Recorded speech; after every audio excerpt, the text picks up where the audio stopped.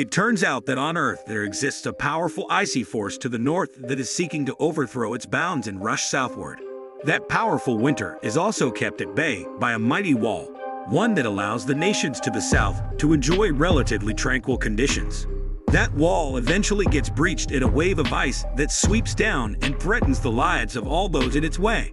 You might not recognize what I'm talking about. Where is this wall? And what is the icy winter it protects us from? The answer to the first question is a name that I find particularly cool: the polar night jet. And it turns out that the polar vortex it protects us from is a biting chill, not to be underestimated. What is the polar vortex? And how does the polar night jet protect us from it? Today, we'll learn more about this climate-shattering phenomenon and what happens whenever the polar night jet breaks down and the polar vortex is unleashed. The polar night jet is the jet stream that bounds the vortex at the North Pole. Specifically, it bounds the stratospheric polar vortex, keeping it in check during the coldest part of the year for the North, the polar night. Here, during the winter months, the sun is absent from the sky entirely, creating even more freezing temperatures. Interestingly, this colder climate creates a deeper pressure difference between the air around the pole and the air further south, which actually strengthens the force that creates the polar night jet, meaning that during the coldest part of the year, this freezing air is usually well contained. However, this does not always hold true. There are things that can disrupt a jet stream. There are certain zones, such as the boundary between sea and land or the presence of a large mountain, that can cause disruption to wind. Coastal environments create their own winds that can suck in jet streams, while mountains force an air current to move around it. Even other weather phenomena such as El Niño can have an impact on the path that jet stream takes, as the jet stream is not fixed down, but is a balancing point between a range of opposing forces. Hitting such obstacles causes it to deviate from its course, and once it starts deviating, it will rock back and forth like a string that has begun bouncing.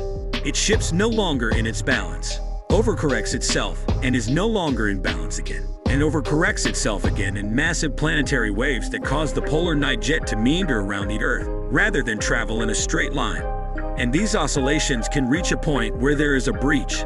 There are actually two polar vortexes, one at each pole of the planet, and even there, each vortex comes in two parts. A tropospheric polar vortex spinning in the section of the atmosphere known as the troposphere from ground level up to about 10 to 15 kilometers. This is where 75% of the total mass of the atmosphere resides. Above that lies the stratospheric polar vortex, a technically separate weather phenomenon that has its own size, seasonal cycle, and influence on the global climate. Each of these massive cyclones sits over the pole, spinning with the planet's rotation, with wind speeds that can reach up to 240 kilometers per hour. Why do these winds happen? The first piece of the puzzle is the temperature difference. At locations like the equator, where sunlight is most concentrated, the air is warm and starts to rise.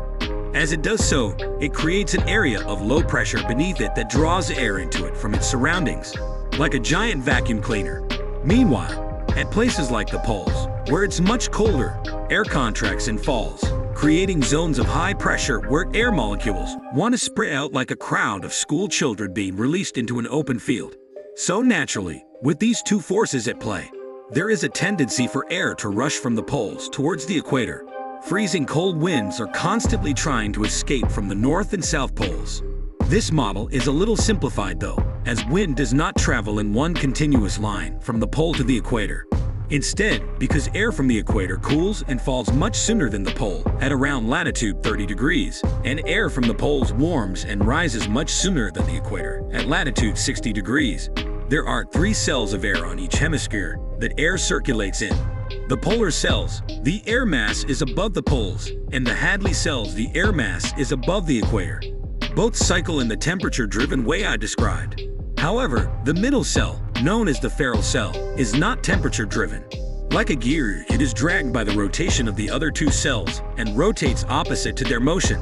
In terms of our northern polar vortex, this means that once the air from the pole heads south, it's met by warmer wind traveling in the opposite direction. And when 2 air fronts of different temperatures meet, they clash rather than mix. So the polar vortex is trapped, bounded, clashing against winds coming in from all sides. There's more at play here though. If this was on its own, The cold air from the north would just slide underneath the warm air from the south, not really being trapped at all. There is a second force at play that redirects those winds, spinning them into a vortex that keeps them circling the poles rather than coming down towards the equator. Where does this spin come from? It's due to something known as the Coriolis force. In a simple flat world, cold wind from the poles would travel towards the equator, while warm wind from the equator would float over it towards the poles. But the world isn't a simple flat sheet. It's a rotating sphere. You are traveling right now at somewhere between 0 kilometers per hour.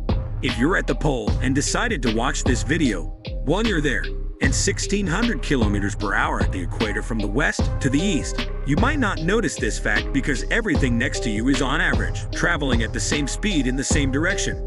But what happens if you were to travel from the equator to the pole? Conservation of momentum states that you would still be traveling eastward at the same speed as previously, but suddenly the Earth beneath you is not traveling quite so fast. Remember, at the pole you'd have 0 eastward speed, but would simply be rotated slowly. If, on the other hand, you keep all your eastward momentum from the equator and travel towards the pole, suddenly it will appear compared to everything else like you were traveling east really fast. In practice, this means that air that travels up towards a pole from the equator, whether towards the North Pole or the South, will not go straight up, but over large distances will start to curve towards the east. This rapidly eastward traveling air is why you get jet streams. There are at least 4 of these, straddling the gaps between the Hadley cells, the Ferrel cells, and the polar cells. The subtropical jet stream lies between the first two and is a little weaker. But the jet streams we are interested in are the polar jet streams, wringing the frigid air off that develops in the north and south poles. These ribbons of air circle the globe in an almost continuous path a little underneath the boundary between the troposphere and the stratosphere. They are only a few kilometers deep, but can be hundreds of kilometers wide. And in their hearts, the wind can travel at 400 kilometers per hour. As a reminder, over 120 kilometers per hour is getting into the strength level of hurricanes. The jet stream around the South Pole is fairly stable. Its powerful winds overrule the polar winds, trying to leave the polar air mass, whipping them along with it, and dragging the entire polar cell into a massive Antarctica-spanning vortex. At this point, a keen-eyed observer might have noticed a flaw in this model.